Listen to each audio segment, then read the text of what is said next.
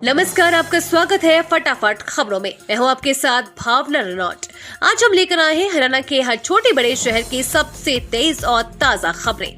तो चैनल को सब्सक्राइब कीजिए और वीडियो को कहां से देख रहे हैं कमेंट बॉक्स में बताएं।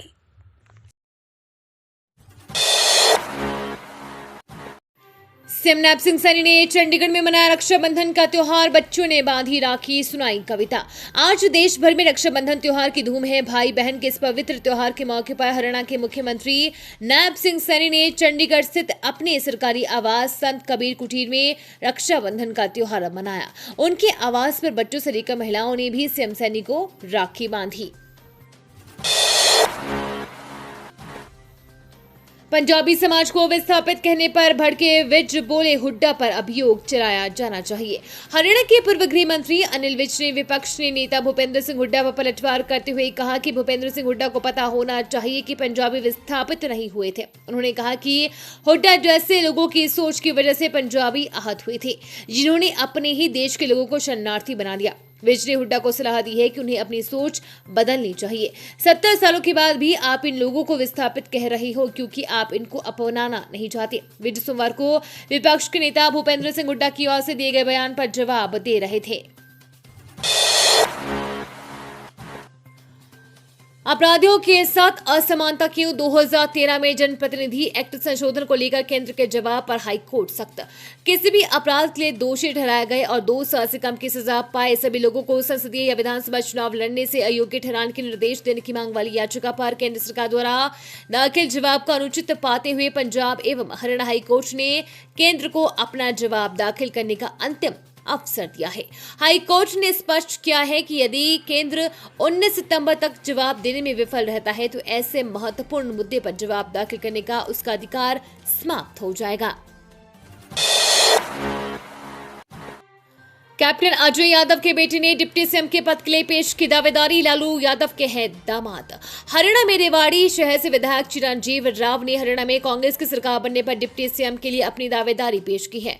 उन्होंने टिकट फाइनल होने से पहले ही नामांकन की तिथि भी 9 तारीख तय कर दी है। दरअसल शहर स्थित कोठी पर चुनाव को लेकर कार्यकर्ताओं की बैठक हुई। इस दौरान विधायक चिरंजीव राव ने कार्यकर्ताओं के बीच अपने 5 साल का रिपोर्ट कार्ड भी पेश किया। कार्यकर्ता बैठक के दौरान चिरंजीव राव ने कहा कि अगर रेवाड़ी की जनता उन्हें इस बार विधायक चुनती है तो सरकार बनने पर भी वे सीएम के दावेदार रहेंगे, यानी कि डिप्टी सीएम के। हरियाणा पुलिस में भर्ती होंगे 5600 कांस्टेबल। 24 अगस्त से 6 सितंबर तक करें आवेदन, जाने कितनी मिलेगी salary. Haryana staff selection commission ने कांस्टेबल के 5600 पदों पर भर्तियां निकाली है। आयोग का दावा है कि इसका नोटिफिकेशन विधानसभा चुनाव के ऐलान वाले दिन किया गया था। इन पदों के लिए आवेदन 10 सितंबर से शुरू हो गया। लास्ट डेट 24 सितंबर है। कॉमन एलिजिबिलिटी टेस्ट पास उम्मीदवार ही आवेदन कर सकेंगे। HSSC ने माउंटेड आर्म्ड पुलिस में पुलिस कांस्टेबल के 66 पदों के लिए भी आवेदन मांगे हैं। डीजीटी फिजिकल एजुकेशन के 76 पदों पर भर्ती होगी। इनके लिए आवेदन 24 अगस्त से 6 सितंबर तक होंगे। स्पोर्ट्स कोटे से कांस्टेबल और सब इंस्पेक्टर के पद भी निकाले गए हैं। इनमें पुरुष कांस्टेबल के 150, महिला कांस्टेबल के 15 और पुरुष सब इंस्पेक्टर के 15 पद हैं। हरियाणा में एमबीबीएस और बीडीएस के लिए कितने हैं सरकारी मेडिकल कॉलेज, कितनी है सीटें, जाने।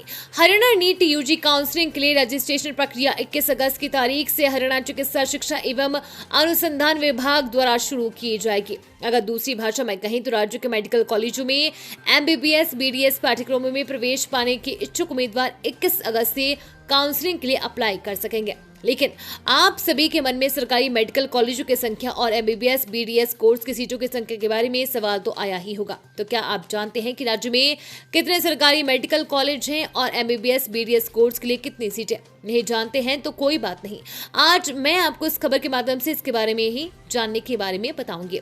हरियाणा में सरकारी मेडिकल कॉलेजों की लिस्ट को नीचे देखा जा सकता है। कैथल में आचार संहिता का उल्लंघन सरेआम, कई जगहों पर लगे बैनर, चुनाव आयोग के आदेश का भी कोई असर नहीं। हरियाणा में विधानसभा चुनाव की तारीख की घोषणा होते ही राज्य भर में आदर्श आचार संहिता लागू हो चुकी है। इसके बाद भी कैथल में बस स्टैंड, सरकारी हॉस्पिटल और सड़कों पर लगे बैनर पोस्टर पर आचार संहिता का कुछ खास असर नहीं दिख रहा है। हरियाणा रोडवेज की बसों के ऊपर सरकार से जुड़ी योजनाओं के पोस्टर ज्यों के त्यों लगे हुए नजर आ रहे हैं। इनके फोटो वीडियो जैसे ही सामने आए तो इसके बाद रोडवेज के कर्मचारी पोस्टरों बैनरों को फाड़ते हुए नजर आए। पीएम और सीएम के लगे हैं पोस्टर। वहीं कैथल बस स्टैंड में दूसरी डिपो से आ रही बसों के ऊपर भी इसी तरह के पोस्टर और बैनर चिपके हुए हैं। पोस्टरों में सरकार से जुड़ी हुई योजनाओं का गुणगान किया गया है। इस पर देश के पीएम नरेंद्र मोदी और हरियाणा के सीएम सैनिक की फोटो भी लगी हुई है, जो एक तरफ से राज्य में लगे आचार संहिता का उल्लंघन करती है। कोलकाता के बाद अब हरियाणा में लेडी डॉक्टर का अपहरण, चंडीगढ़ ले जाकर पीटा, डरा देगी ये घटना। पीजीआईएमएस रोहतक की एक मेडिकल छात्रा का सीनियर रेजिडेंट डॉक्टर ने अपहरण कर लिया और फिर चंडीगढ़ ले जाकर उसके साथ मारपीट की। पीड़ित छात्रा को पीजीआईएमएस में ही भर्ती कराया गया है। वहीं हेल्थ यूनिवर्सिटी प्रशासन ने आरोपी रेजिडेंट डॉक्टर को संस्थान से निलंबित कर दिया है और उसके पीजीआईएमएस परिसर में घूमने पर रोक लगा दी है। वहीं पुलिस ने आरोपी को हिरासत में ले लिया है। कोलकाता में महिला डॉक्टर की रेप के बाद हत्या से देश भर में डॉक्टरों और स्वास्थ्य कर्मियों में रोष है। ये मामला अभी पूरी तरह सुलझ भी नहीं पाया था कि पीजीआईएमएस रोहतक की एक मेडिकल छात्रा भी उत्पीड़न का शिकार हो गई है।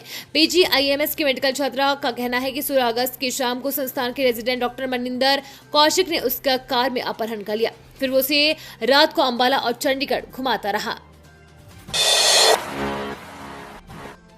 125 किलोमीटर का सफर तय कर राजस्थान से हरियाणा के रेवाड़ी पहुंचा बाघ, दहशत में लोग।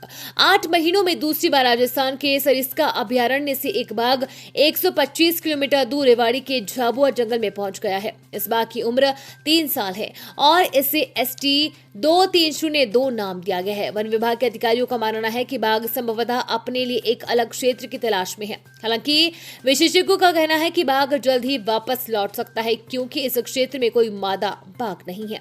800 एकड़ का ये जंगल एक वयस्क बाघ के लिए बहुत छोटा है।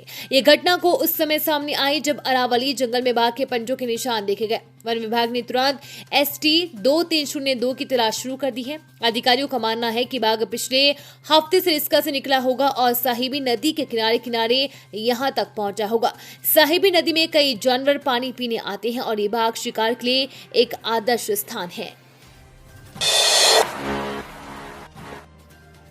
तेज रफ्तार कार खंबे से टकराई, युवक की मौत, दोस्त घायल। जिले के भैंसवाल से आमली संपर्क मार्ग पर कार अनियंत्रित होकर रोड किनारे खंबे से टकरा गई। कार में सवार गांव रिवाड़ा का एक युवक की मौत हो गई है और उसका दोस्त घायल हो गया। पुलिस ने नागरिक अस्पताल गोहाना में शव का पोस्टमार्टम करवाकर स्वजन को सौंप दिया। गांव रिवाड़ा का सुमित और उसका हम उम्र गांव दोस्त अरुज टाटा नेक्सन में सवार होकर आवली से भैंसवाल की तरफ जा रहे थे। जब वे भगत फूल सिंह महिला विश्वविद्यालय के गांव भैंसवाल कला में साउथ कैंपस के पास पहुंची तो अचानक कार अनियंत्रित होकर खंबे से टकरा गई।